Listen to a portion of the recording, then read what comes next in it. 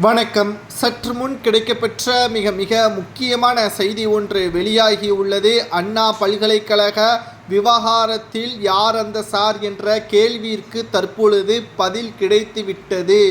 3 IPS பெண் அதிகாரிகளை கொண்ட புலன் விசாரணையில் முடிவிற்கு வந்துவிட்டது.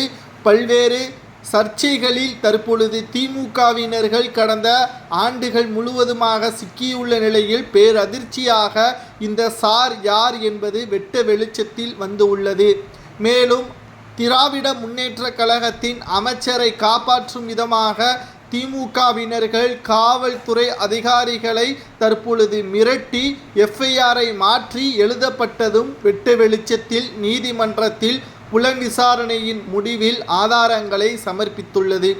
இதனால் யாரெல்லாம் சிக்கப் போகிறார்கள்? ஞானசேகரன் திமுகவின் உறுப்பினரே கிடையாது என்று சட்டத்துறை அமைச்சர் மற்றும் சுகாதாரத்துறை அமைச்சர் மா. சுப்பிரமணியன் அவர்களும் தெரிவித்திருந்தார்கள். ஆனால் உண்மை என்னவென்று தற்பொழுது வெட்ட வெளிச்சத்தில் வந்து உள்ளது.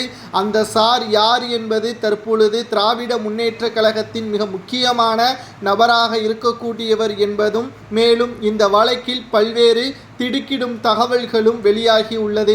அண்ணா பல்கலைக்கழக மாணவி விவகாரத்தில் உதயநிதி ஸ்டாலின் அவர்களது மகனின் பெயரும் தற்பொழுது இடம்பெற்றுள்ளது. ஏற்கனவே வெளிநாட்டிற்கு சென்று விளையாட்டின் மூலமாக பல பதக்கங்களை கொண்டு வருவார் என்று இன்பநிதியின் புகழாரத்தை உதயநிதி ஸ்டாலின் அவர்கள் தெரிவித்திருந்தார். ஆனால் அங்கு அவரது வீடியோவும் போட்டோவும் சர்ச்சைகளை கிளப்பியது.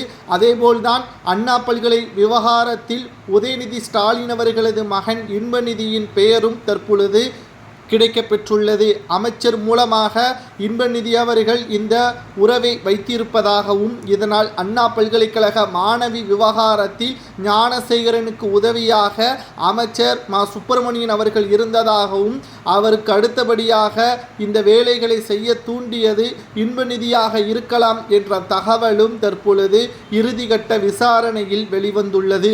நீதிமன்றத்தில் யாருடைய பெயரெல்லாம் தற்பொழுது குறிப்பிடப்பட போகிறது என்பதை வரக்கூடிய திங்கட்கிழமை அன்று நீதிமன்றத்தின் இறுதி தீர்ப்பின் பொழுது தெரிய வரும்.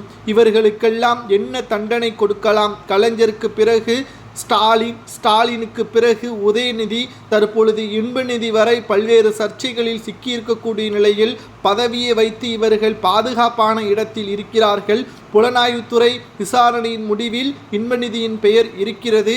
ஆனால் நீதிமன்றத்திற்கு கொண்டு செல்லும் பொழுது அவரது பெயர் இருக்குமா என்பது இப்பொழுது கேள்வியாக பார்க்கப்படுகிறது. இவர்களுக்கெல்லாம் என்ன தண்டனை கொடுக்கலாம் என்பதை கமெண்ட் வாயிலாக கூறுங்கள்.